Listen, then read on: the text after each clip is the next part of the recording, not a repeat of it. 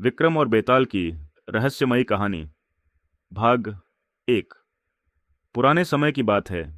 उज्जैनी नगरी के प्रतापी राजा विक्रमादित्य अपनी न्यायप्रियता और साहस के लिए प्रसिद्ध थे। एक दिन एक तपस्वी ने राजा विक्रम से एक असाधारण अनुरोध किया। उसने राजा से कहा, हे राजन, मेरे तप में सहायता करो। श्मशान घाट में एक पुराना बरगद का पेड़ है। वहां एक रहस्यमय शव लटका हुआ है। कृपया उस शव को मेरे लिए यहाँ ले आओ।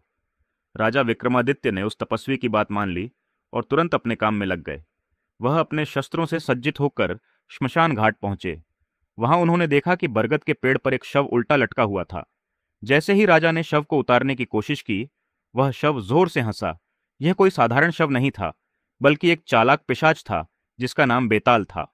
जैसे ही राजा ने बेताल को अपने कंधे पर रखा, वह बोल पड़ा, राजन, मैं तुम्हारे साथ चलूंगा, लेकिन एक शर्त है।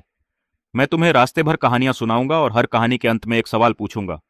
यदि तुमने सही उत्तर दे दिया तो मैं वापस पेड़ पर लौट जाऊंगा, और यदि तुमने उत्तर नहीं दिया तो तुम्हारा सिर फट जाएगा।